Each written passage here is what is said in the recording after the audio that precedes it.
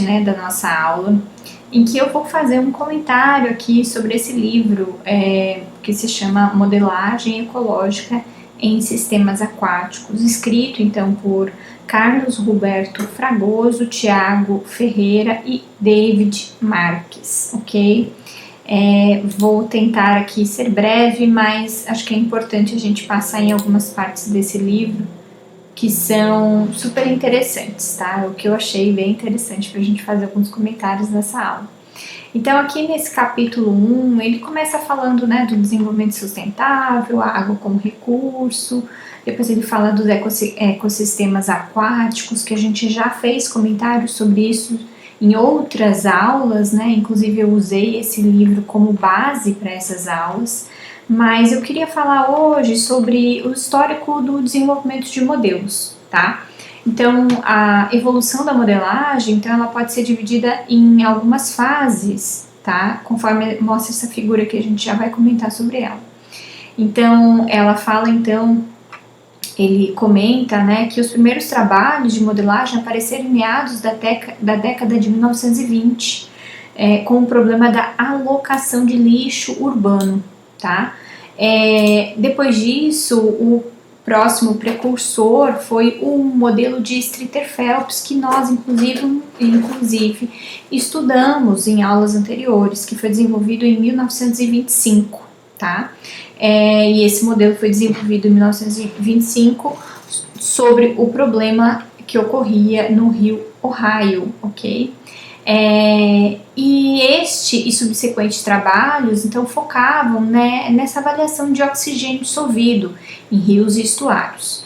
E ainda sem computadores, essas aplicações, então, se limitavam a soluções lineares, imagina?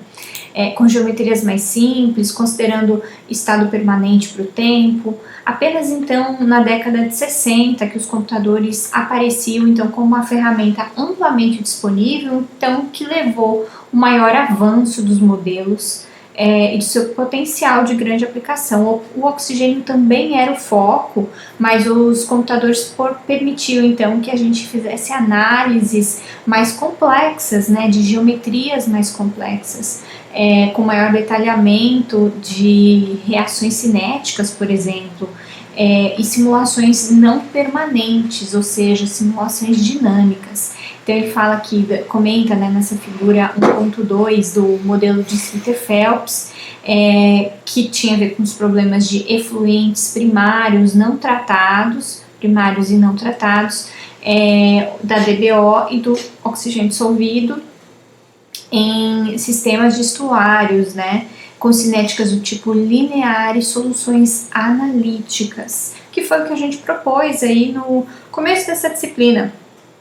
Na sequência, ele fala de desenvolvimento computacional, né, na década de 60 e 70, em que desenvolveu-se, então, problemas também envolvendo rios, né, de oxigênio dissolvido e DBOs, mas que a proposta era fazer a solução por métodos numéricos, né? Então, por isso que a gente entendeu bastante sobre métodos numéricos nessa primeira fase da disciplina. Depois, propôs-se, então, o desenvolvimento de problemas envolvendo a eutrofização, tá? Em que aí você envolvia biologia junto com esses problemas físico-químicos, tá? E aí você desenvolvia problemas, então, de 1, 2 e 3 dimensões. Então, o que eu quero falar com problemas de 1, 2 ou 3 dimensões? Então, problemas que têm a ver, então, com eixo X, eixo Y e eixo Z, ok? Cinéticas do tipo não linear, e aí a solução é apenas numérica para esse tipo de problema, né? Que são problemas em cadeia aqui. Hoje, né, a partir, né, de 1977, hoje nós resolvemos problemas que tem a ver com os tóxicos, né? Então são os grandes, a grande pesquisa, né, sobre os agrotóxicos e os tóxicos no meio aquático, por exemplo, ou em outros meios, né, na terra ou no ar, enfim.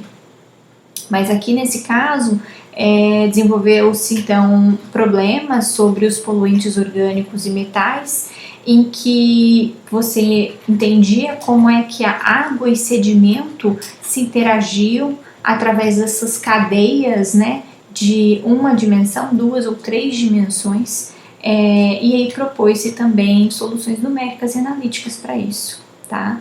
Então aqui foi o comentário que eu estava fazendo acima. Então, em 1970, essa passagem, né, em que os problemas de oxigênio dissolvido davam então espaços ao problema de eutrofização, né, o grande problema da eutrofização nos sistemas aquáticos. Então, nessa época foram desenvolvidos modelos específicos para a cadeia alimentar aquática, das quais então Shen, Orlov e Titoro, Thoman e O'Connor então desenvolveram alguns modelos, e aí com o avanço computacional, né, nós conseguimos então organizar melhor, né, todo esse sistema, e entender muito melhor essas soluções não lineares, tá?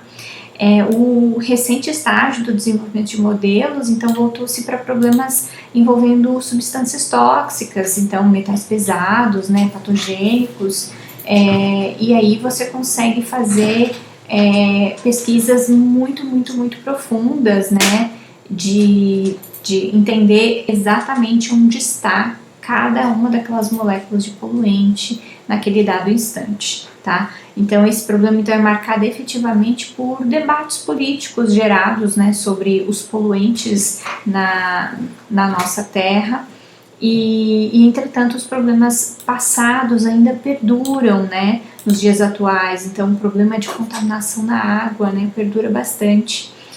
Uma vez que o processo computacional propiciou soluções mais próximas da realidade, né, a gente conseguiu também enxergar a realidade de forma mais dura, tá? Na sequência ele comenta aqui de modelos ecológicos, com mais profundidade, né, falando dos níveis. Isso a gente vai deixar para um outro momento, mas era isso que eu queria comentar hoje, viu? Obrigada por acompanhar até aqui.